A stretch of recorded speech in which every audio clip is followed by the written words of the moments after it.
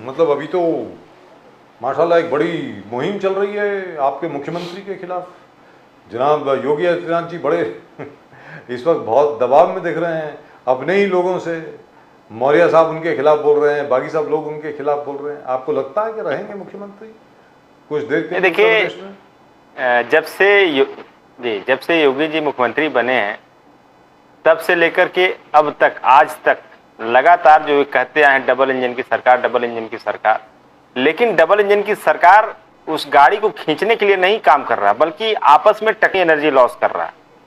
शुरू से ही आप देखें तो योगी जी हमें लगता है कि प्रथम दृष्टया पसंद भी नहीं थे बीजेपी के, वो मनोज सिन्हा साहब थे जी। जाए तो जब से वो मुख्यमंत्री बने हैं तब से आपने देखा होगा जैसे अखिलेश यादव जी ने अपना आवास खाली किया उसको गंगाजल से धुलवा दिए। एक नया इन्होंने नया मतलब काम करना शुरू किया कि अब उसको गंगाजल से धुलवाने का क्या औचित्य था, समझ में नहीं आया किसी को। हम लोगों का यही मानना, लोग यही कहते हैं कि वो छुआछूत में विश्वास रखते हैं, इसलिए जो है चूंकि पिछड़े जात के मुख्यमंत्री थे और इसीलिए उन्होंने गंगाजल से धुलवाया। तो ये सारी चीजें उनके मुख्यमंत्रित्व काल में बहुत सारी चीजें ऐसे देखने को मिली।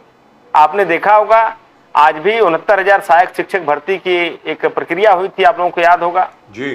राष्ट्रीय पिछड़ा वर्ग आयोग ने कई बार उस पर आपत्ति जताई कि इसमें पिछड़ों दलितों के आरक्षण की लूट हुई है, लेकिन आज तक उसकी भरपाई नहीं हो पाई, आज तक उनके न्याय नहीं मिल पाया।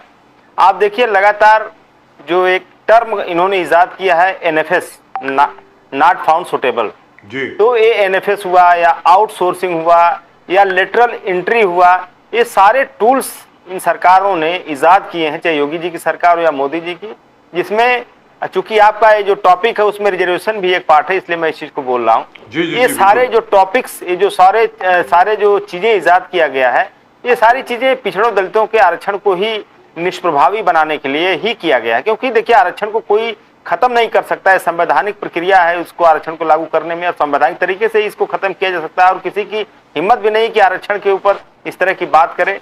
तो वो निष्प्रभावी करने में विश्वास रखते हैं कि आरक्षण को खत्म नहीं करो, निष्प्रभावी कर दो।